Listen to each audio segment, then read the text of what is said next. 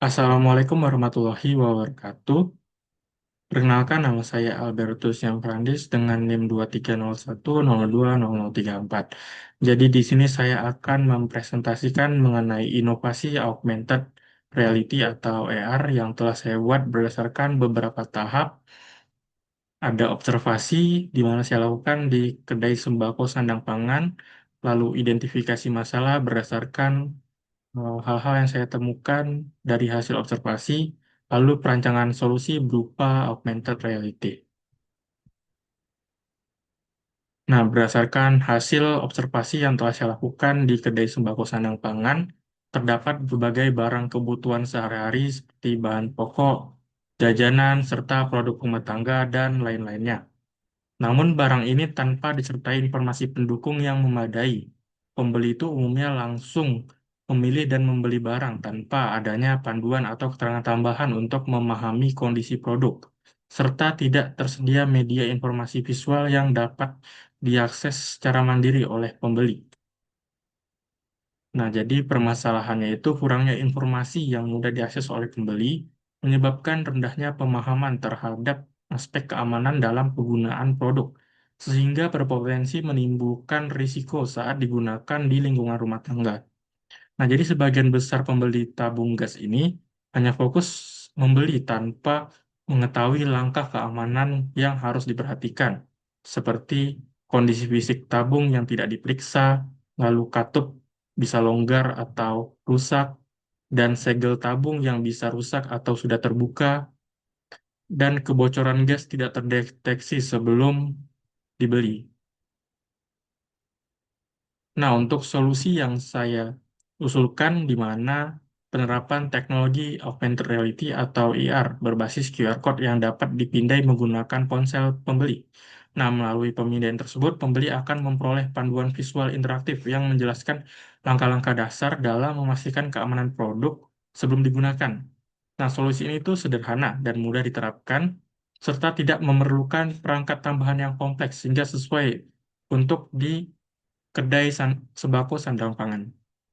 Nah, jadi pembeli dapat melakukan scan dan cek aman sebelum beli.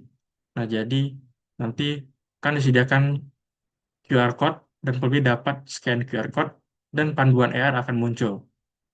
Nah, jadi di sini terdapat poin-poin yang saya terapkan untuk cek kondisi fisiknya, pastikan segelnya masih utuh atau masih tersegel, dan cek kondisi katupnya, dan perhatikan bau gas jika tercium. Nah, pada inovasi yang dibuat ini juga menerapkan user-centered design, di mana ada understand context of use. Jadi, inovasi dirancang untuk membantu pengguna dalam memeriksa kondisi dan keamanan produk sebelum pembelian. Lalu untuk spesifik user requirement, itu informasi yang disajikan harus jelas, cepat dipahami, dan sesuai dengan kondisi pengguna. Untuk desain solution, di mana aplikasi AR ini menyajikan panduan visual interaktif yang dilengkapi teks yang dapat dipilih untuk menampilkan penjelasan. Lalu untuk evaluate against requirement, itu memastikan visual dilakukan untuk memastikan informasi dapat dipahami dengan mudah dan efektif oleh pengguna. Nah, untuk inovasi augmented yang telah saya buat, di sini ada dua tampilan. Untuk tampilan desktop itu merupakan tampilan studio saat saya bangun, lalu untuk tampilan mobile itu merupakan tampilan pengguna nantinya, di mana pada pengguna akan melakukan scan untuk melihat datarannya, lalu akan bisa menampilkan AR-nya. Nah, di sini untuk eh, visualisasinya ada gas, lalu ada poster dan teks.